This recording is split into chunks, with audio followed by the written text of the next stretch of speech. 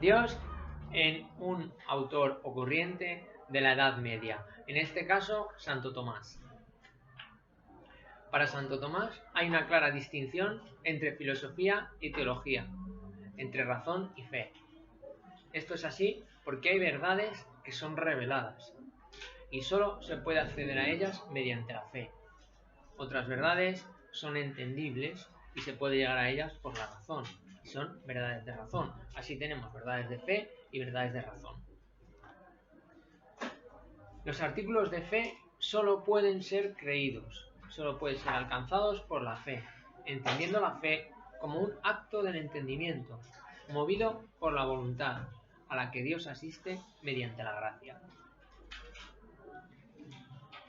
Los artículos de fe, entonces, serán inalcanzables a la razón, pues los artículos de fe son la esencia de Dios y Dios mismo está totalmente inalcanzable para nuestro intelecto limitado. Por otro lado, la razón investiga las cosas naturales, partiendo de una serie de axiomas que son las verdades consideradas evidentes. El punto de conexión entre verdades reveladas y verdades naturales serán los llamados preámbulos de la fe, que son unas verdades que necesitan o requieren demostración. La primera de ellas, la más importante de todas, es la existencia de Dios. Eso es verdad, estamos en el siglo XIII, Tomás de Aquino pues da todo el mundo en ese momento por sentado que Dios existe, porque si no, pasa la hoguera. Pero él aún así dice, aunque sabemos todos que es verdad, te lo voy a demostrar. Negará la teoría de la doble verdad, que la teoría de la doble verdad, muy común en el pensamiento árabe, lo que se llamará luego el averroísmo latino, cuando ese pensamiento árabe, por la Escuela de Traductores de Toledo, llega a Europa, en el que la razón puede llegar a una verdad y la fe puede llegar a otra verdad. Aunque no sean la misma, pero siempre y cuando la de la razón no contradiga la de la fe, porque si no, ellos también en el mundo árabe tenían sus inquisidores. Por eso van a decir teoría de la doble verdad. Tomás dirá que eso prohibido totalmente. No hay teoría de la doble verdad. La verdad es la misma, solo que puede llegar por dos caminos distintos. Y entonces, ¿cómo podemos llegar a ese Dios? Tomás defenderá que Dios ha creado al hombre como un ser racional, para que mediante la razón pueda llegar a conocer su existencia. Es decir, nosotros somos finitos, limitados, con una inteligencia bastante corta, pero aún así nos damos cuenta que existe un ser infinito, un ser inmenso, un ser superior a todos nosotros, que es de quien tenemos la existencia, es quien nos ha creado. Tomás dirá que para que una demostración sea válida, debe partir del efecto y poco a poco ir remontando hasta llegar a la causa. Y así va a ser la explicación que él nos va a dar. Si no podemos conocer a Dios directamente, podemos deducir la existencia de Dios viendo toda su creación. Este tipo de demostración se llama demostración a posteriori.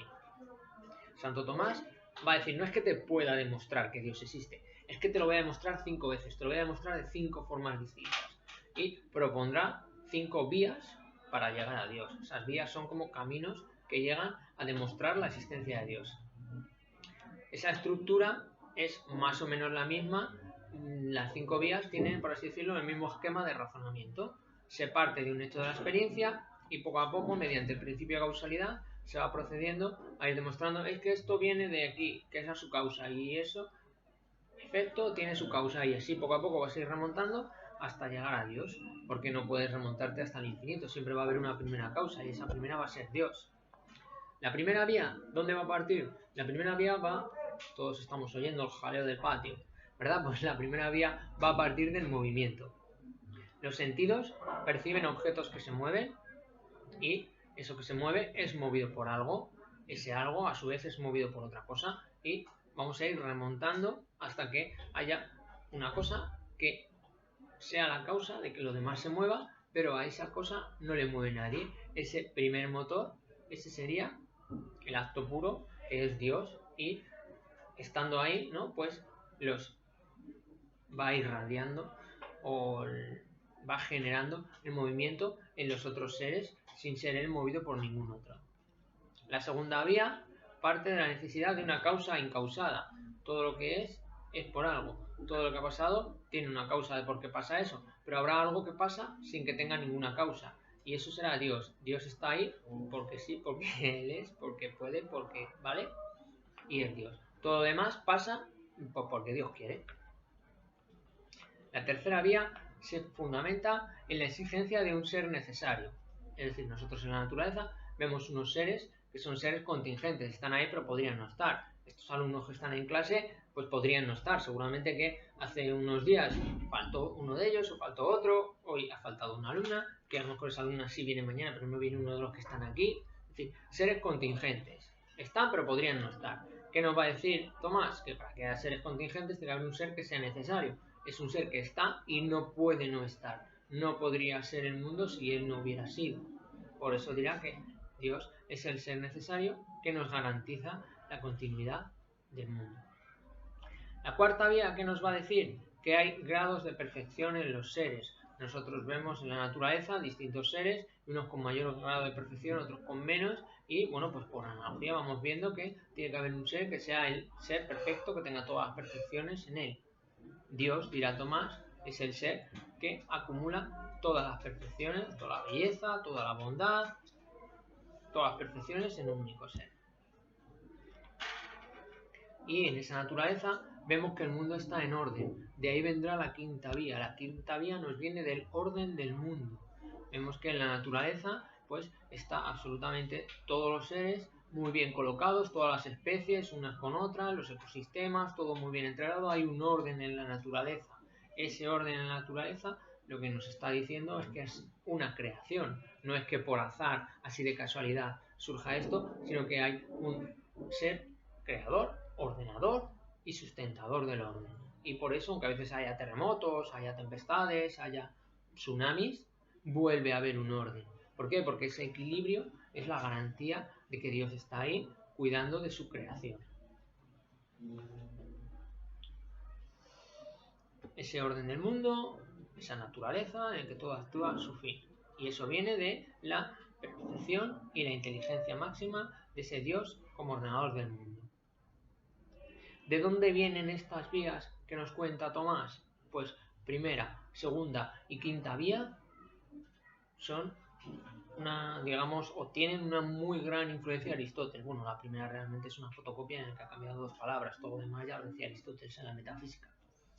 Pero sobre todo la segunda y la quinta ya sí son un poquito mitad y mitad Tomás, mitad Aristóteles. ¿Por qué? Porque en la serie de las cosas, el movimiento, la causalidad, el orden, son cosas que ya Aristóteles en su metafísica nos explicaba.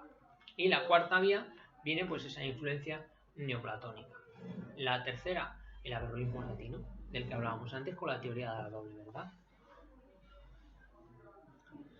¿Qué nos va a cerrar o qué podríamos decir como último párrafo en la pregunta cuando nos pregunten Dios en Tomás? Pues que Dios sobre todo es existencia. Su esencia es existencia. Y como Dios tiene todas las perfecciones, recordábamos San Anselmo, no puede no existir.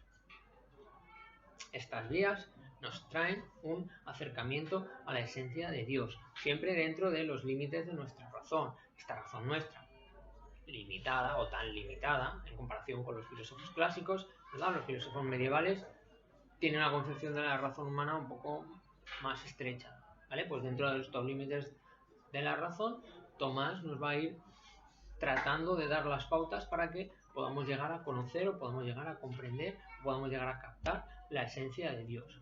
Y la esencia queda por demostrar su existencia, puesto que son indisolubles.